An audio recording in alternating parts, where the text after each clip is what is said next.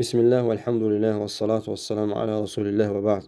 Əziz və dəyərli müsəlmanlar, Allah Taalaya həmd olsun ki, artıq Ramazan ayı yaxınlaşır və bu Ramazan ayının yaxınlaşması bizə vacib edir ki, bu Ramazan ayının içərisində olan ən əzəmətli ibadət, oruc ibadətinin əhkamlarını hər birini öyrənməyimiz bizim üzərimizə vacibdir. Allah Taala və Rasulü sallallahu aleyhi və səlləm öz sünnətində, Allah Taala öz kitabında bizə bəyan edib ki, hər bir ağıl sahibi, müsəlman olan, həddi buluğa çatmış və gücü çatan, qüdrəti çatan hər bir şəxsə oruç tutmaq vacibdir. Necə ki, Allah Taala buyurur ki, "Kutiba aleykumus-siyam kema kutiba alellezine min qablikum leallekum tettaqun."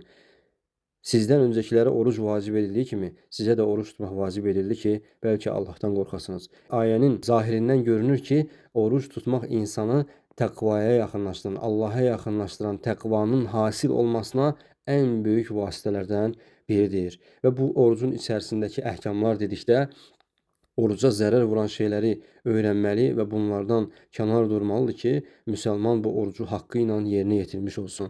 Və necə ki, Şeyxülislam İbn Teymiyyə rahimehullah buyurur ki, bəzi məsələlər var ki, bunlar alimlər tərəfindən ittifaq olmuş məsələlərdəndir ki, o məsələlər heç bir ixtilaf yoxdur ki, orucu batil edən məsələlərdəndir.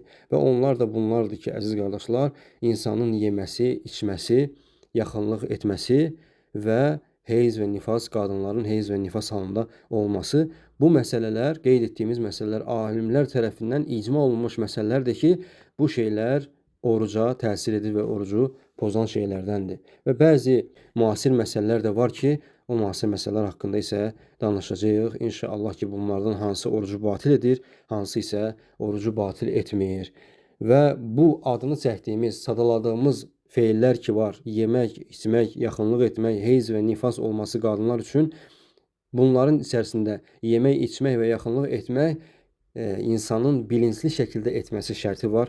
Çünki əgər bir insan bilinçsiz şəkildə, yəni unudaraq və yaxud da hökmündən cahil olaraq və yaxud da ikrah altında olaraq yeyib içərsə, orucuna davam etməli, bildiyi anda orucuna davam etməli və bunun kəffarəsi və qəzası yoxdur.